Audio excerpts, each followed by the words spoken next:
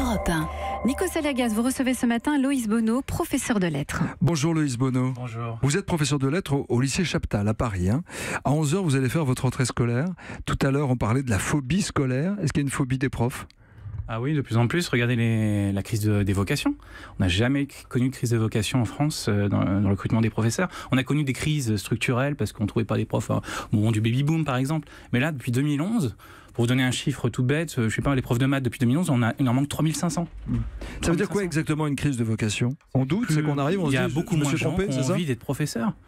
Parce que les gens ont compris ce que c'était que ce métier aujourd'hui. C'est un métier qui est précarisé à plein de points de vue, quoi. Ne serait-ce que le salaire, mais même les conditions de travail. Tout le monde, ça a été rendu un peu public. Maintenant, tout le monde sait que c'est difficile. Parlez-moi du salaire d'un prof.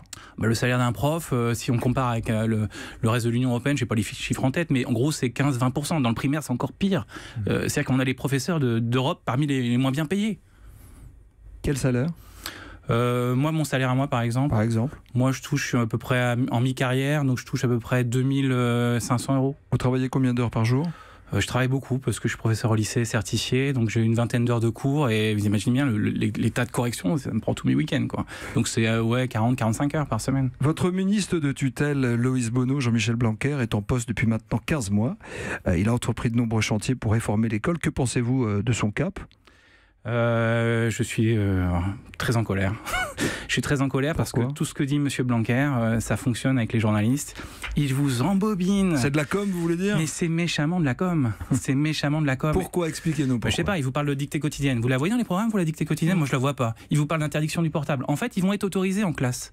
Il vous parle, je sais pas, de refonder le bac. En fait, il est en train de le supprimer. Comment le portable va-t-il être autorisé en classe ? Il faut juste lire la loi. On pourra maintenant l'utiliser en classe. Les professeurs pourront l'utiliser. Vous imaginez, il y a plein de gens qui sont en train de se frotter les mains sur l'école de demain, quoi. Moi, je suis scandalisé par ça. C'est un règlement d'établissement qui dit OK, on ferme les yeux sur le téléphone. Chaque établissement pouvait interdire les portables. Maintenant, chaque établissement pourra l'autoriser. Franchement, qu'est-ce que ça change ? Qu'est-ce que vous voulez lui dire au ministre ? Moi, j'ai envie de lui dire d'être un peu cohérent, d'avoir un discours. Nico, s'il y a quand même un élément qui doit vous toucher, par exemple le latin ou le grec ancien. Beaucoup. Vous savez que la majorité d'avant a détruit l'enseignement des options, etc. Ça n'a rien à changer, que ce soit au collège. Et là, dans le nouveau bac, je veux bien qu'on en parle du nouveau bac, mais dans le nouveau bac, ceux qui font du grec ancien jusqu'au bout, c'est plus récompensé, c'est plus pris en compte. Pourquoi c'est pas un luxe d'apprendre le grec ancien et le latin aujourd'hui ? Vous êtes prof de lettres classiques. En quoi ça peut aider nos enfants à être meilleurs dans la vie ? Je sais pas, je suis en train de relire l'Odyssée, là, par exemple, quand Ulysse revient à Ithaque, il y a Eumée qui l'accueille et qui lui dit, mais les étrangers, les pauvres, ceux qui sont démunis de tout, il faut les recevoir, c'est une injonction de Zeus. Alors, à propos justement d'étrangers ou d'enfants d'étrangers qui sont nés ici et qui sont français, vous avez été prof à Sarcelles. On dit que ce sont des quartiers défavorisés, mais c'était quoi la réalité ?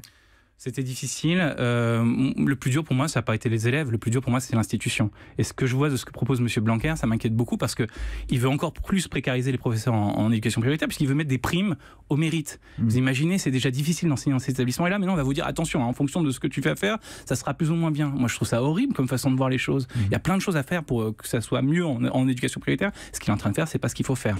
Vous étiez donc à Sarcelles. Aujourd'hui, vous êtes prof dans un lycée du 8e arrondissement. Qu'est-ce qui change ? Qu'est-ce qui ne change pas ? Mais justement, je suis le même professeur.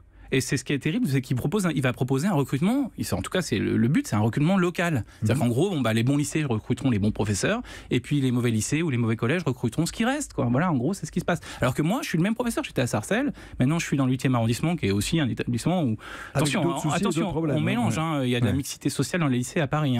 Vous êtes syndiqué, Loïs Bonneau ? Pourquoi ? Je suis syndiqué parce que je trouve que justement ma parole commence à me valoir des petits problèmes.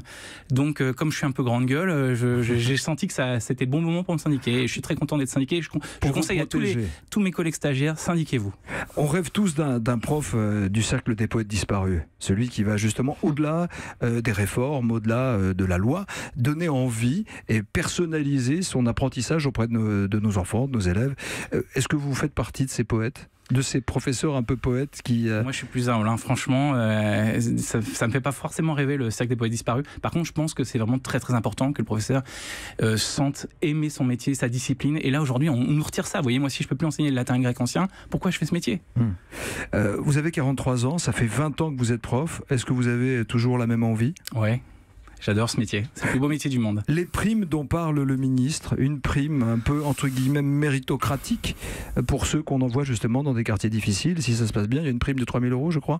Conditionnel, et c'est une partie seulement pour l'instant qui est réalisée. Hein. C'est bien ou pas bien? Non, c'est ce que je vous dis, c'est pas bien. Non. Pourquoi c'est pas bien? Moi je trouve que si on... parce que si c'est conditionnel, c'est précarisé. C'est une façon de vous dire, si vous bossez bien, vous aurez la petite carotte. Quoi. Non, c'est pas comme ça qu'il faut voir les choses. C'est-à-dire que si on travaille bien et qu'on est payé plus, c'est pas...